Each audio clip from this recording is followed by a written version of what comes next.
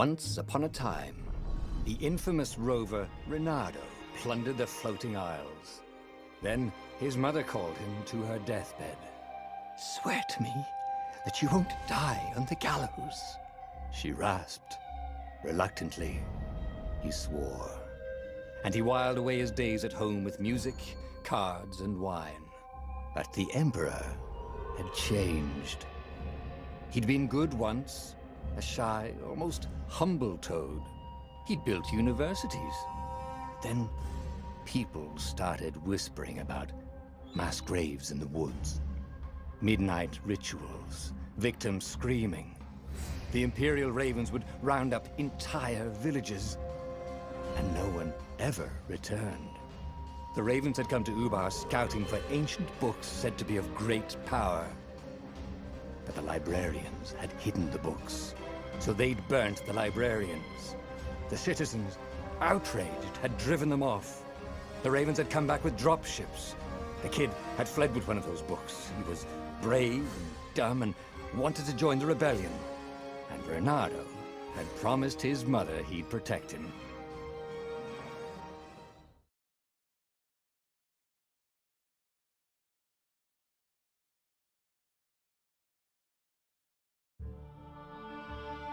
The kid was looking down, watching his city burn. "Sorry, kid," Reynardo told the kid. "Look, if we give them the book, they'll leave you alone." "My mother died for this book!" "I promised her I'd protect you." Oh, damn it. The kid had run off. With the book, of course. So Reynardo had to run after him.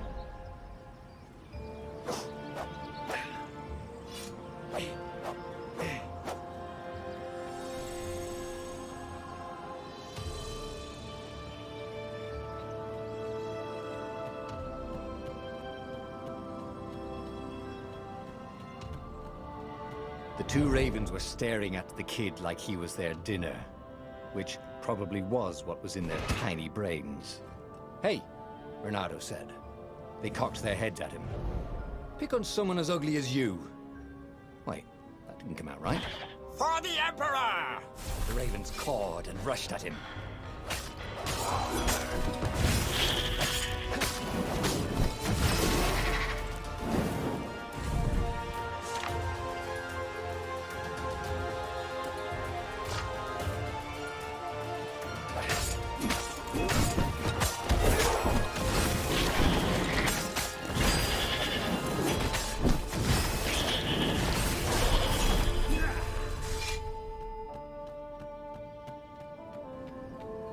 A dropship flew overhead. He hoped they hadn't noticed him. The kid.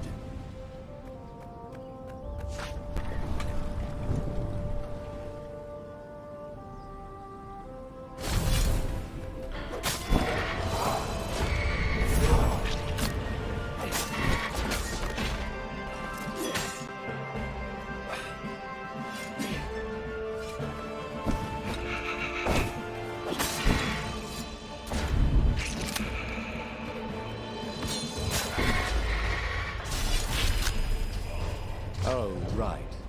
The Gate of Heroes. Someone's idea of a joke, making the skyship docks a gated community. You needed a hero's sword to open it. And the kid was on the other side of the gate. Who let you through? Promise me you'll take the book to the rebels, or I'm gonna steal your ship. I'm not taking that damn book anywhere, and neither are you. Try and stop me, laughed the kid. I bet you don't even have a hero sword. And with that, the kid hopped away. Had to hand it to the kid. He was an idiot, but he had guts. Where was Reynardo going to get a hero sword? Ore and wind essence? Perfect.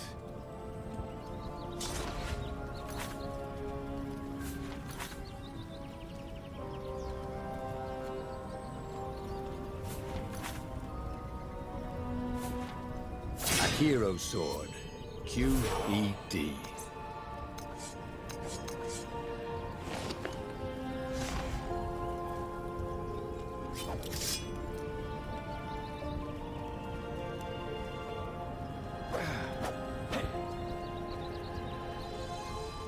This is what he got for settling down and finding people to care about.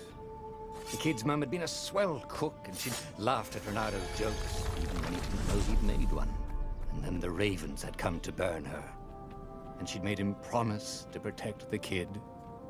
But she never told him where the book was, just the kid. He came up to a ledge. It was too far to jump.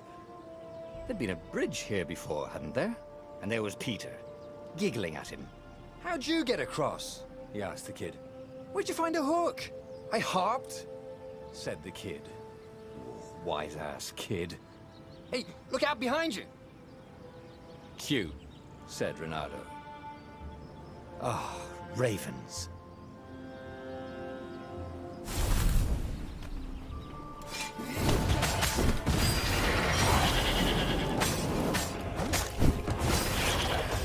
It was time to talk some sense into the kid. Just hook his way across the ledge and chase the kid down. Thing was, he hadn't used his hook since he'd retired. He'd done it. Maybe if he meditated at that altar there, he'd remember his old skills.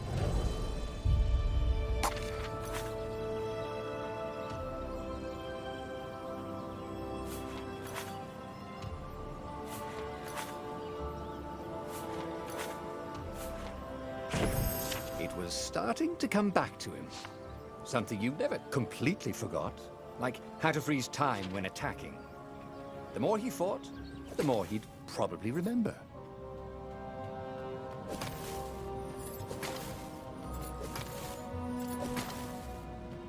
And there was the Farfarer.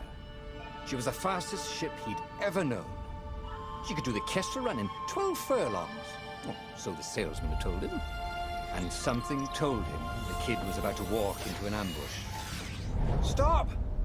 he shouted. "I'm not giving you the book!" shouted the kid, and took off. "No! Peter!" The kid ran for it, and a gobbler nailed him with its eye.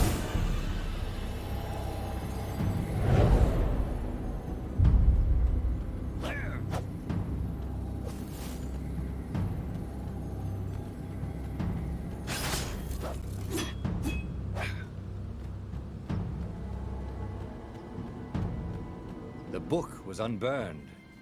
Next to it were the buckles from the kid's shoes, and a kid-sized pile of ashes. Damn it. Why hadn't he lied and told the kid he'd take the book to the rebels?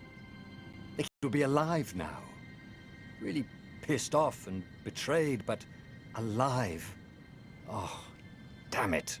Renato picked up the book. He couldn't let the Empire have it now. He was going to have to get it out of there. He'd be a wanted man. Probably have to join the rebellion just to have a place to dock. Well, he'd hated home life anyway.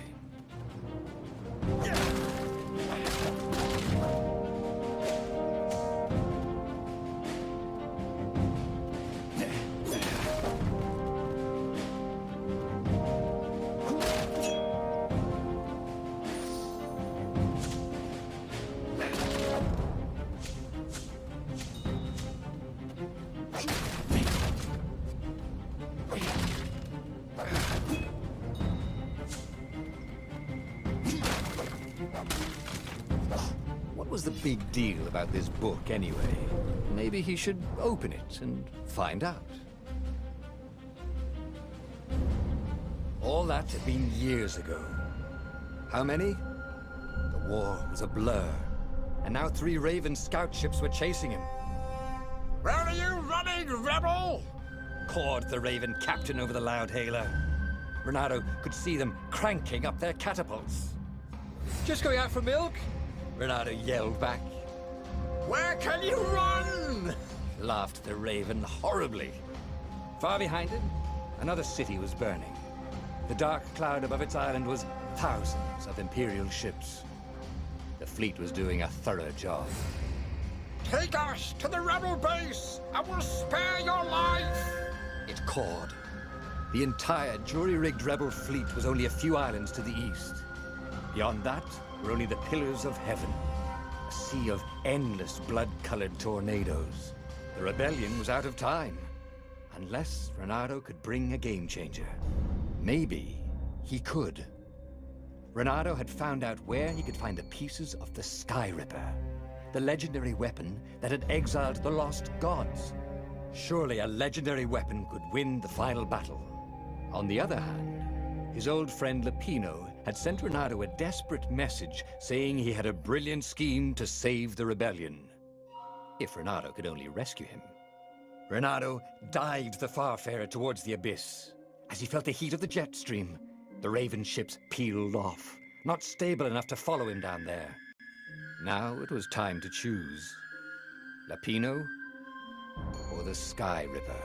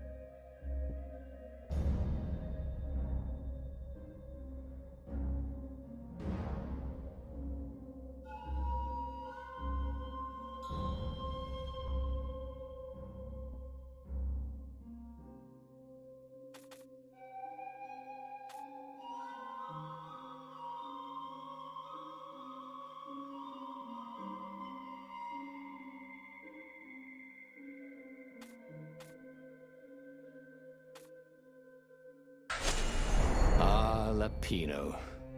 Apparently, the Mad Rabbit had sold a Pegasus that he did not exactly own. Lapino always wiggled out of trouble, given time. But he was out of time. The Ravens had figured out that Lapino was a rebel spy. If the fleet reached him first, they'd string him up for that. Never mind the winged horse.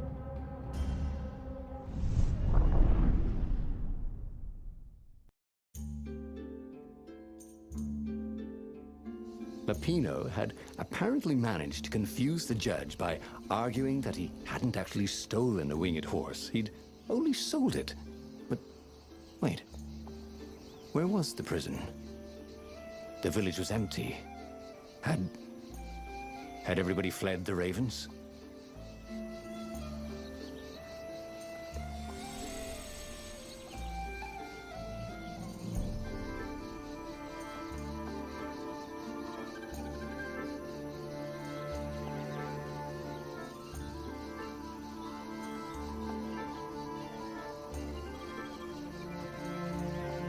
Renato's blood was up.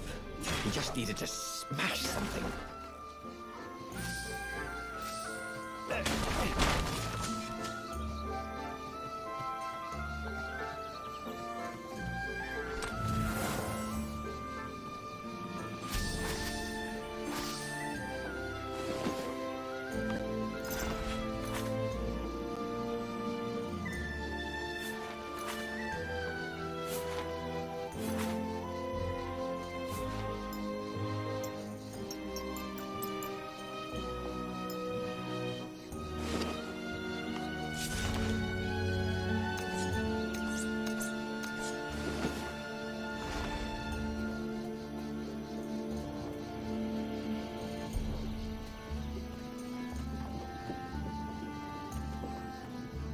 This was definitely better than pulling yourself up in a bucket.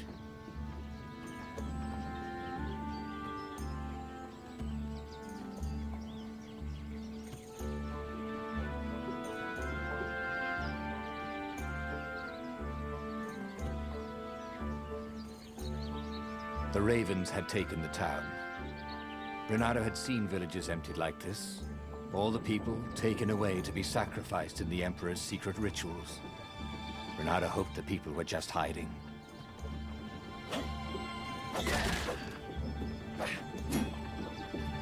It was good to practice your moves, thought Renato.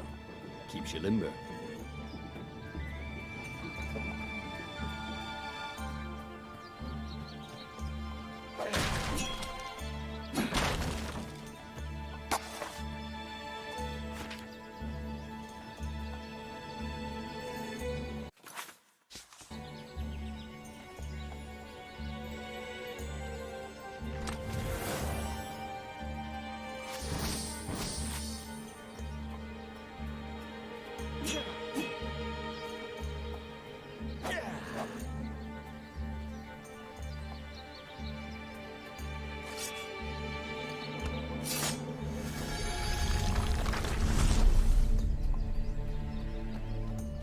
Can't we just agree to disagree?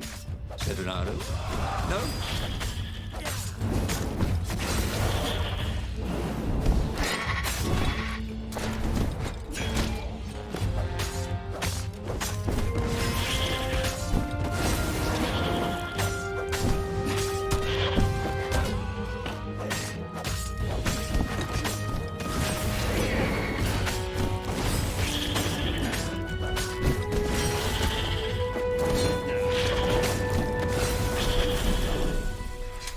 Ravens were landing everywhere. The advance guard. He'd better get moving. If they got to Lupino first, they'd eat him for breakfast. Or a snack. Ravens weren't picky. If they got hungry, they sometimes forgot to interrogate their prisoners. Even top spies like Lupino. Where had the mad rabbit got to?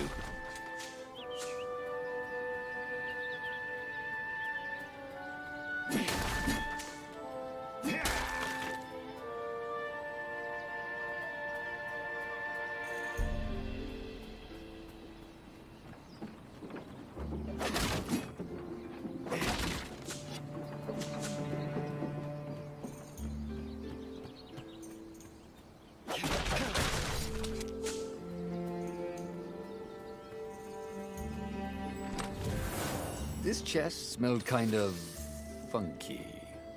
He hoped he didn't get it in his clothes.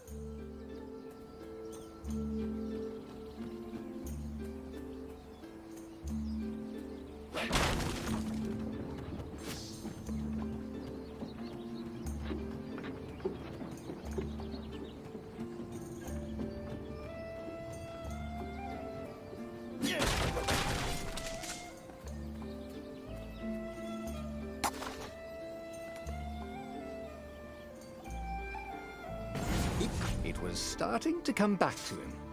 Something you never completely forgot, like how to freeze time when attacking. The more he fought, the more he'd probably remember.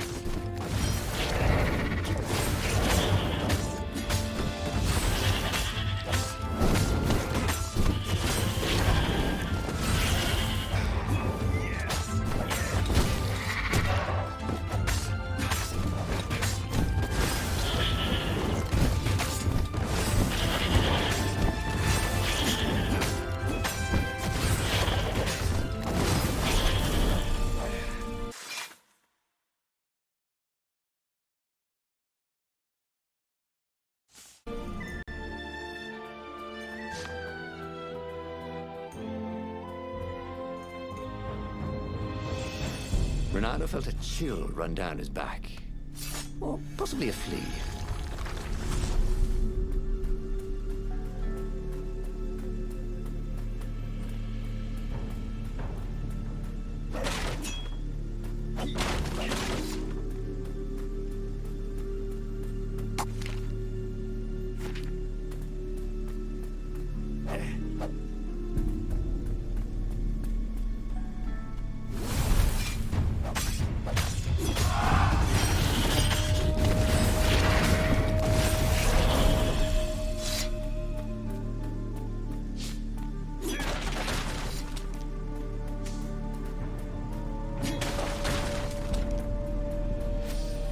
This chest was really awesome. See what I did there? Dirty and bloody, Renato finally reached Lupino. The rabbit was practicing his shuffle. Renato recognized the cards. It was Lupino's favorite deck.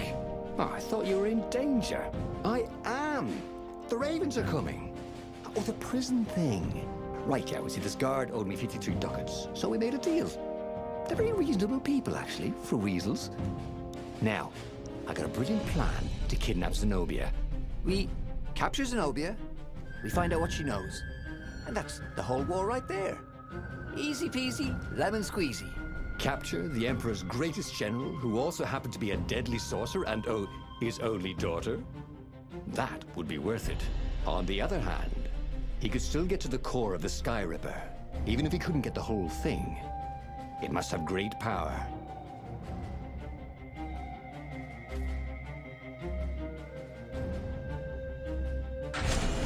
To make the Sky Ripper, the transcendent Emperor had wrapped an armature around the eye of a god. Bernardo had already let that armature slip away to save Lupino's life. But even its core, the eye torn from a god, surely they could fashion a great weapon from that. The core of the Sky Ripper?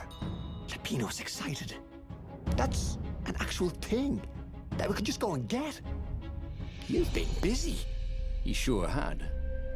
Bernardo told him all the things he'd been up to. Soon they got to talking about old times, about wages they'd won and lost, and scrapes they'd barely got out of. It was good to be back with his friend.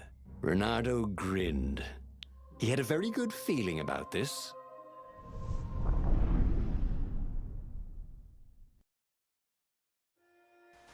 It's beautiful here, thought Bernardo. He was thrilled to be back with his old war buddy. He'd missed the mad rabbit, but something was not quite right.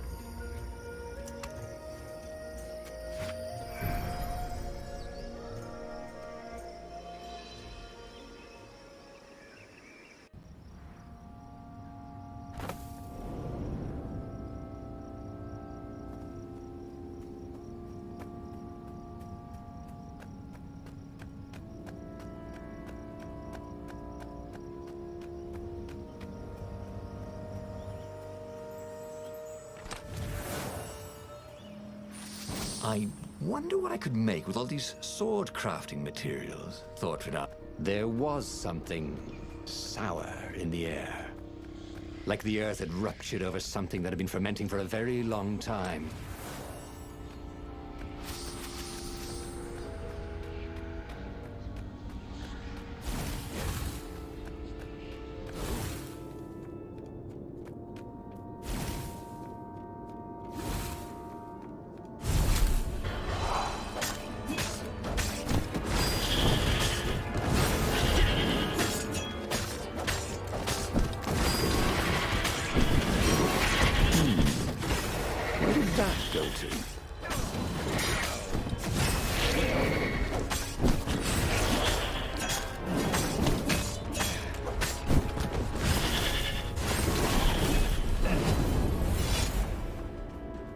Bernardo felt wrong all over.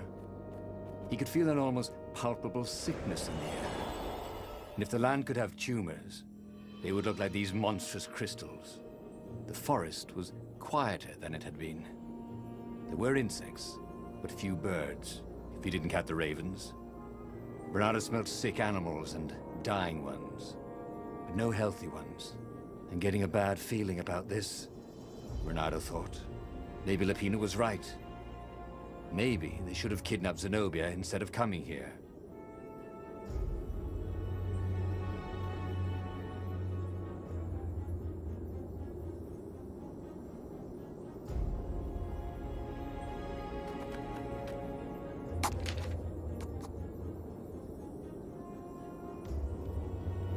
every day he was getting better and better.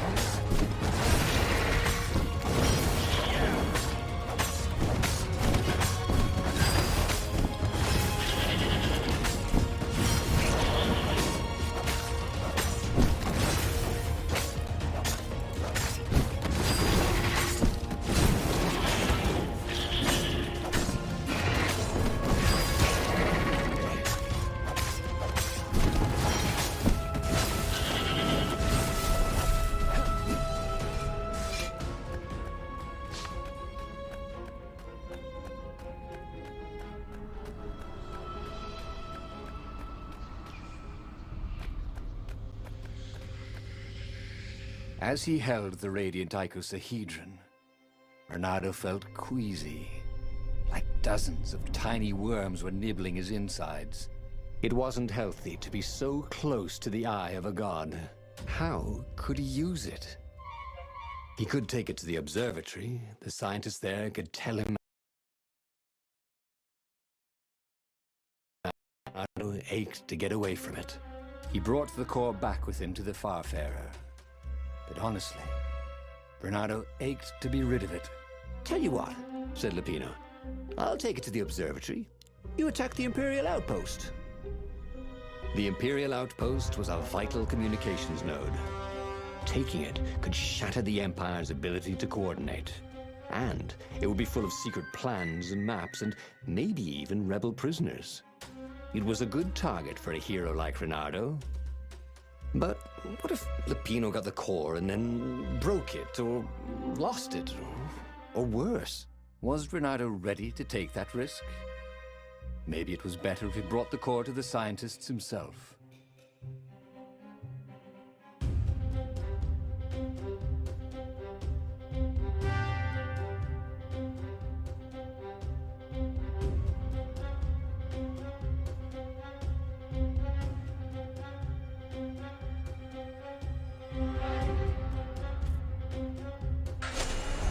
Trust me, Renato, you won't regret this. I'll treat the core like it was my own baby daughter. As the Farfarer dived towards the Nexus, Lupino was jumping up and down with excitement. Stop rabbiting around, Renato said. Lupino just stared at him. The moment the ship landed, Lupino leapt off the ship.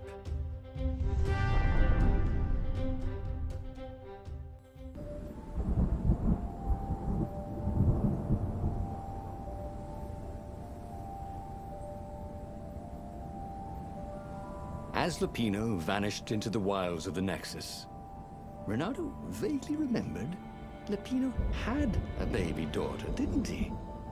And he told her mother he was going out to get some Easter eggs, and he'd never come back. But Renato was relieved not to carry the core anymore. He was already feeling better.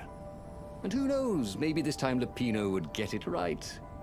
And if Renato could take the outpost, he'd have access to all the Empire's communications in the sector. Right?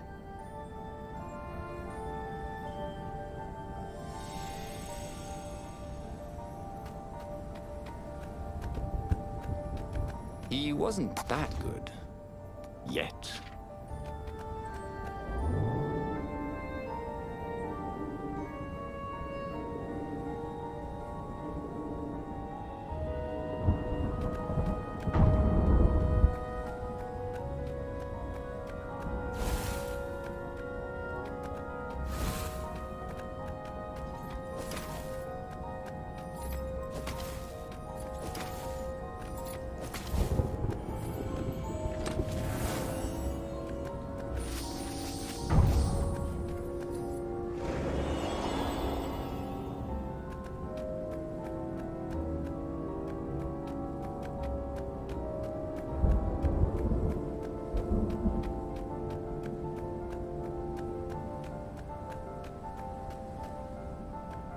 Sometimes, Renato really hated inanimate objects.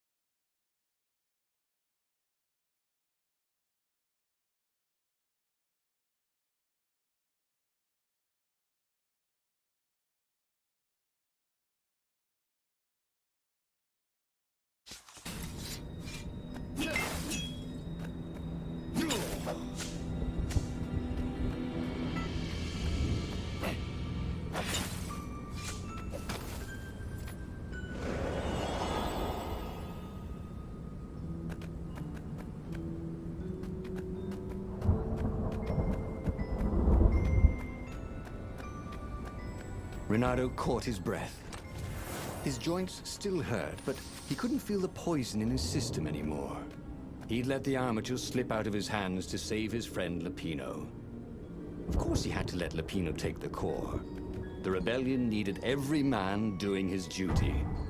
And the rabbit would be no good taking on an Imperial outpost, right?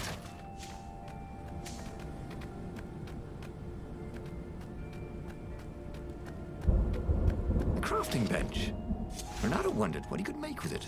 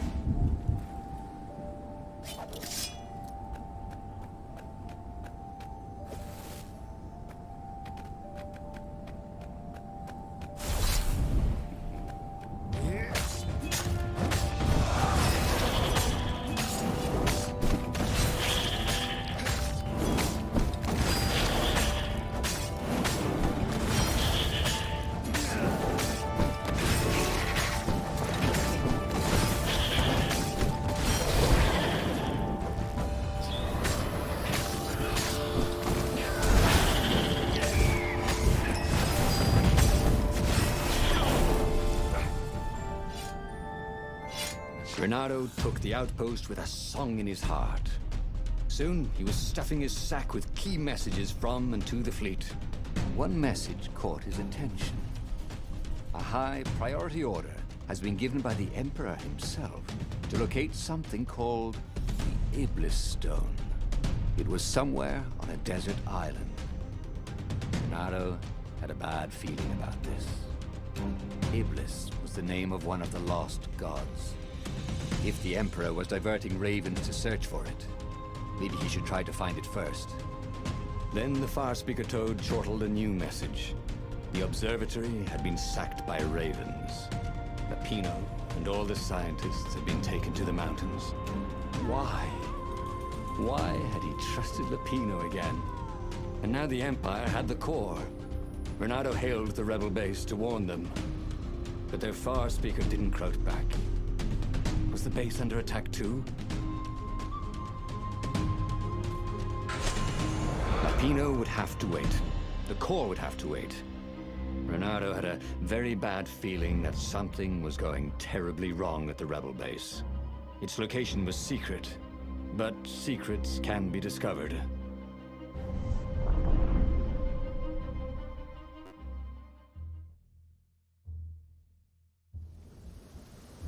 There were Imperials everywhere in the ruins, and dead civilians. The ravens were killing everything in sight. Renato was relieved to see no rebels among the dead. Maybe the secret base was still secret, but there were huge burn marks on buildings. What monstrous weapon was the Empire using here? The core had great power. Had they harnessed it somehow, even though they didn't have the armature?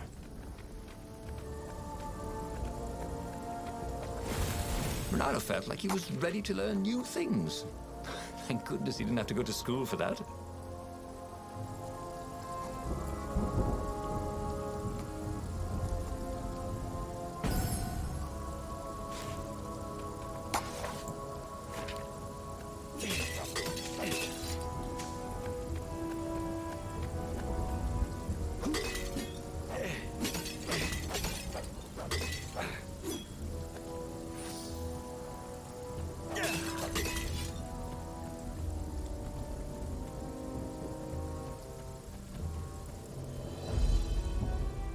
Renato wondered if it wasn't cheaper to build bridges and stairs.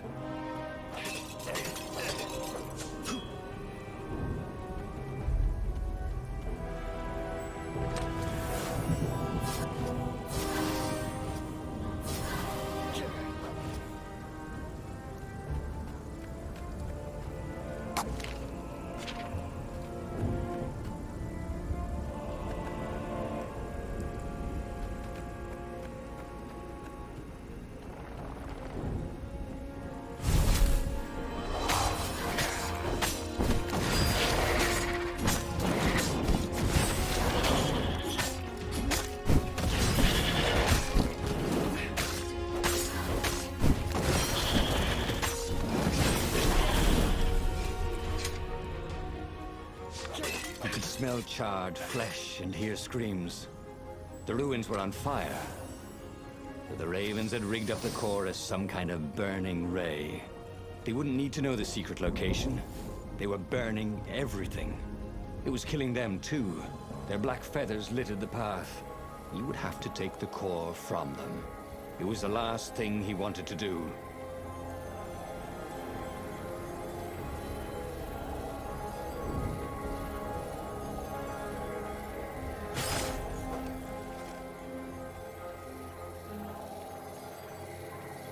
Huh? A lever? That was new. Most people still use doorknobs.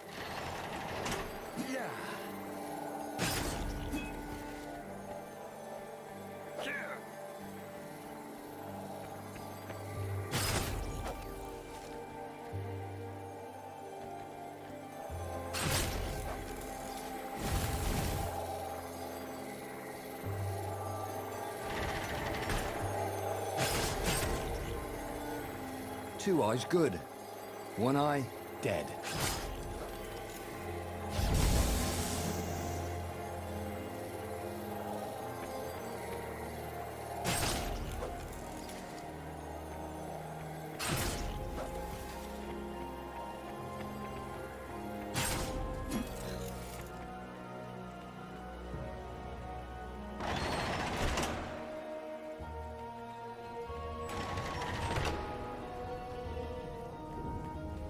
The rebel base seemed quiet.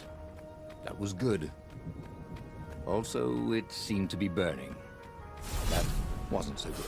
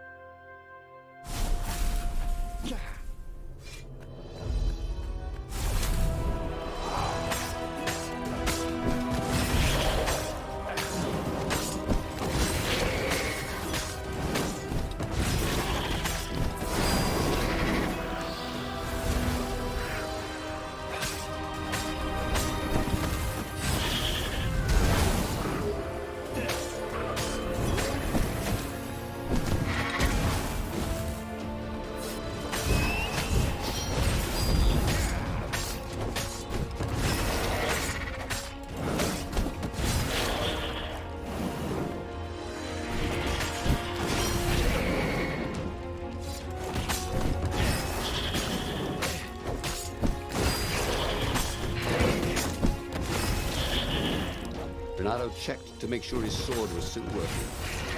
Yep.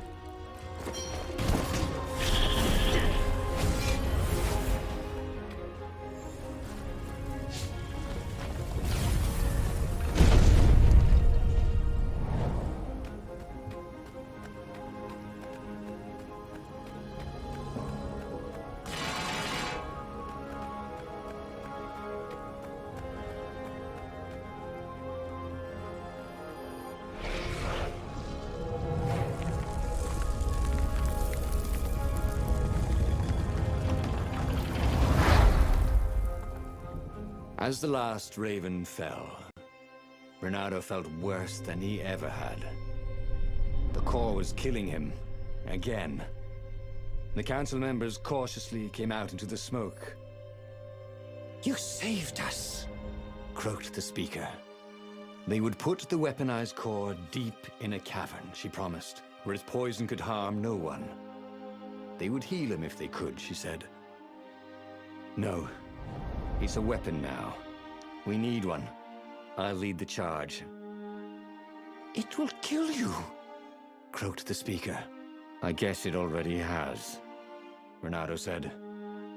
She bobbed her head gravely. "When all this is over," she said, "we'll name our new capital city for you." He flew towards the Imperial fleet, a myriad ships in disciplined formation, waiting for the signal to destroy the rebellion forever. Behind him, the rebels were charging. If he failed, they would die. So the final battle began.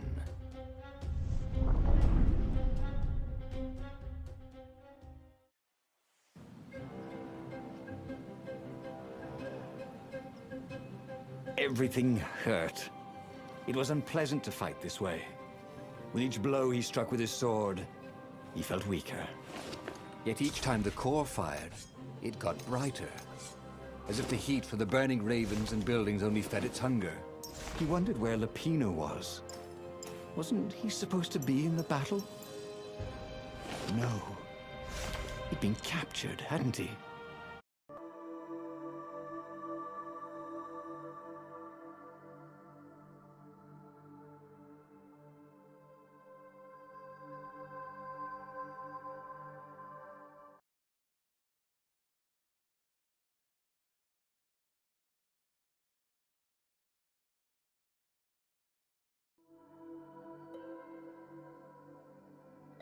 Oh, Renado's mind was smoky now, like the burning fleet.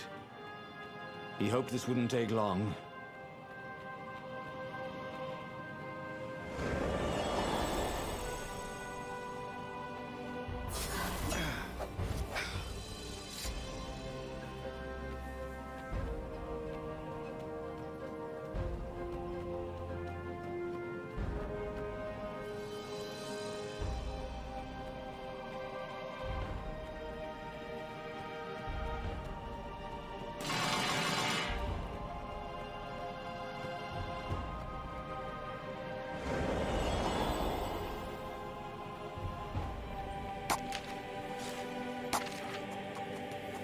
This was way better than being able to shrink down to the size of an ant. What was that all about, anyway?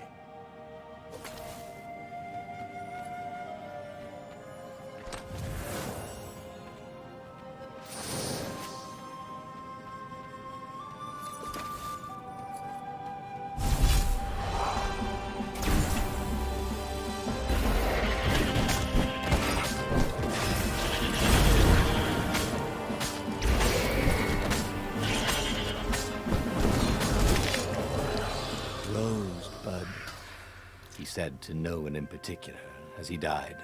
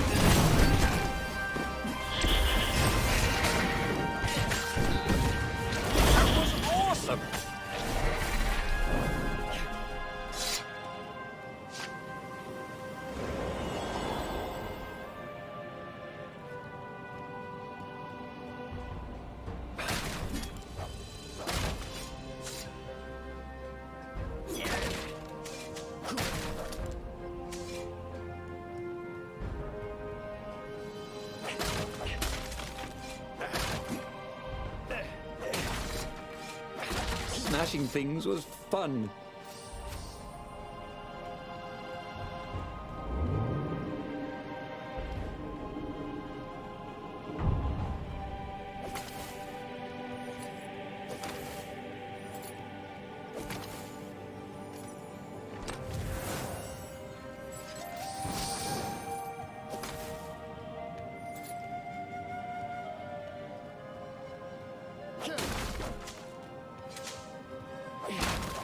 Renata felt a little better.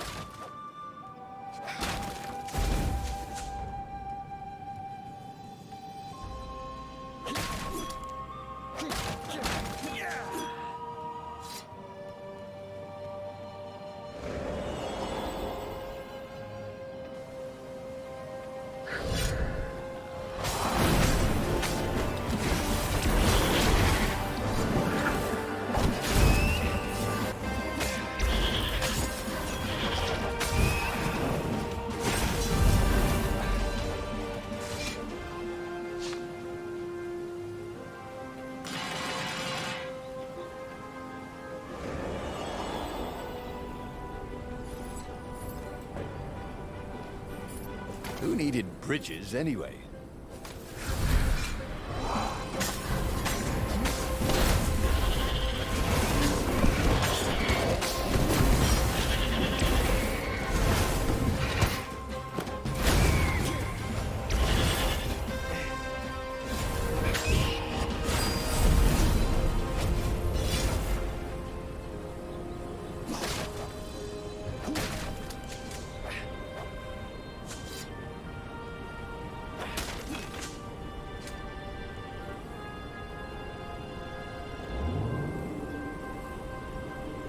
Oh, they really ought to put a railing on this thing, he thought.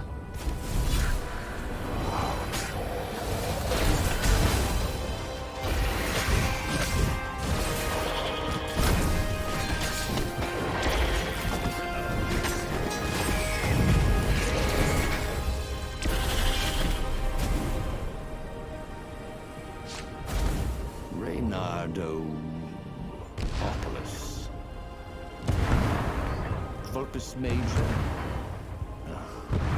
Orlando Nardo. If they were going to name a capital city after him, well, he just wished he had a better name.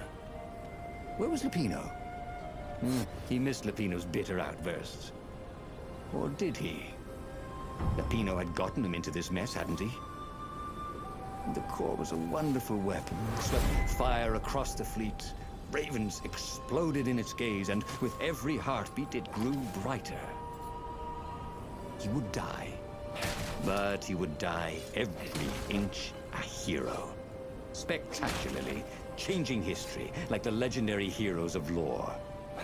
Or was it yore? He couldn't remember anymore.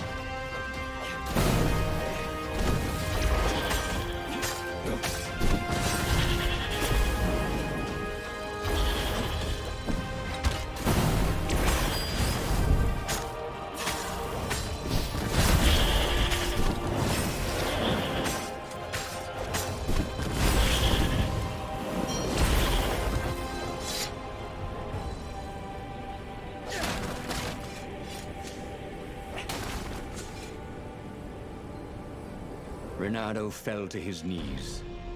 The Emperor's bodyguards were lined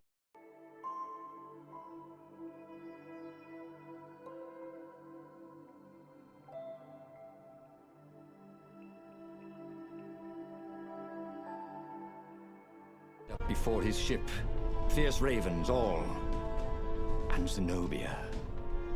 She was conjuring. He could not take another step. All he could do was fire the core. The ravens, Zenobia, the ship, all burst into flames, disintegrated, and blew away. So they had one, after all. The core grew brighter. He shielded his eyes, but he could still see it through his sleeves and through the flesh of his arm. And then he felt heat, as the fire grew to consume both fleets. And then he felt nothing. Okay, that was weird. He could have sworn he'd just died. Instead, he was on the Farfarer, sailing away from Ubar. And it was still burning. He'd fled burning Ubar years ago, hadn't he? And now he was back there. Had all those years fighting the Empire been nothing but a vision into the future? A useful vision if it was true. He'd learned something. The core was powerful, but dangerous if used improperly.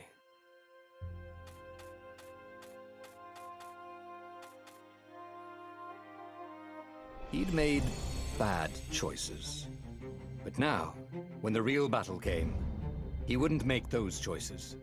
He wouldn't make the same mistake twice. The book's pages began to flip backwards, towards the beginning.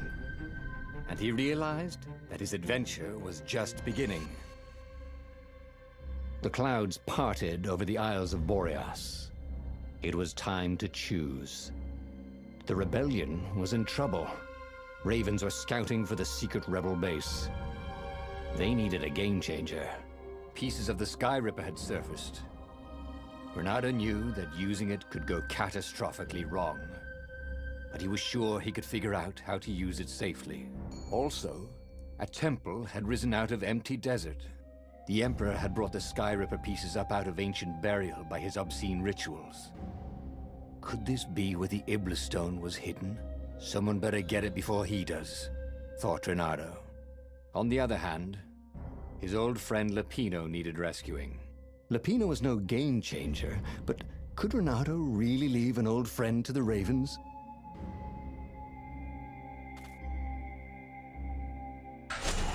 The island was windswept desert. No one went there except ostriches and ostrich hunters. The Iblis stone.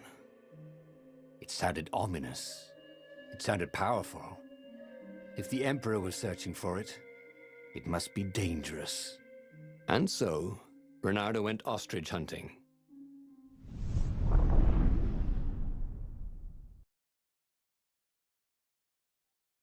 Every child could sing verses about the Sky Ripper.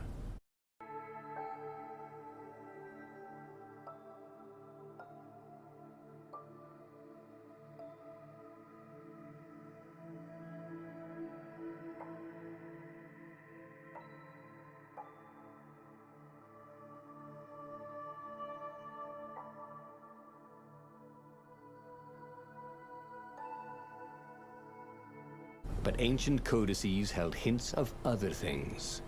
A stone that ate souls.